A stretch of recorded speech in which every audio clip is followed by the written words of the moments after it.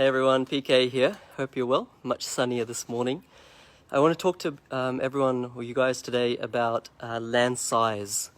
Oftentimes, new property investors, they think that, this may be you, this was me before as well, they think that land size is the most important thing, right? So they think that the bigger the land size, the bigger the block or the bigger the plot, that's going to mean a better property.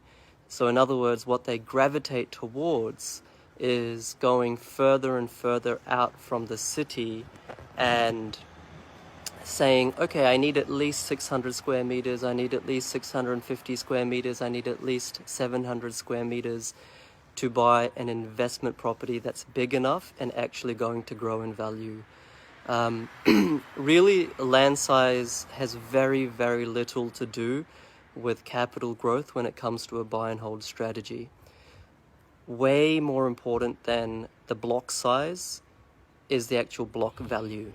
Okay, so the land value is more important than the land size.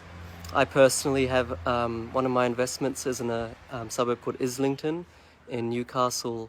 The plot size or the block size is 210 square meters. Excuse me. So you may think, what on earth were you thinking buying an investment property? And this investment property was worth a lot of money when I bought it, over $500,000. So you might be thinking, what on earth were you doing spending $500,000, $500,000 on a block size of 210 square meters? But that investment property has grown, I think it's more than 30% now, in about 3 or 3.5 years. And the block size had nothing to do with it. Okay, the block value or the worth of the block is what I considered, and that's what made me the money. Okay, so imagine, excuse me, the most exaggerated example to prove this point is to say, imagine if you bought 1 square meter in the middle of Sydney 20 years ago, right? How much would you have paid? I have no idea. Maybe 20 years ago, maybe like $40,000 for 1 square meter or less. I have no idea. I'm just making this up. But now 1 square meter in the middle of Sydney, postcode 2000, will be worth probably at least $500,000, $1 million. I don't know, but it's going to be worth a lot more than 20 years ago. 1 square meter. Okay, so what is most important in property investing is not the size of the block, but the value of the block. The value of the block today and the value of the block, what it will become in the future. And that's all to do with location, right? In a buy and hold strategy, that's entirely to do with location. So the take-home message from this this video, hopefully, is that don't sacrifice location for block size. Don't think that, oh, look, let me prioritize. I want something at least 500 square meters or something at least 600. That matters not nearly enough as the location. It seems pretty obvious when you kind of put it in those words, but I know that more than 60 or maybe even 70% of property investors, they don't consider an investment property that's under 500, 600, 700 square meters.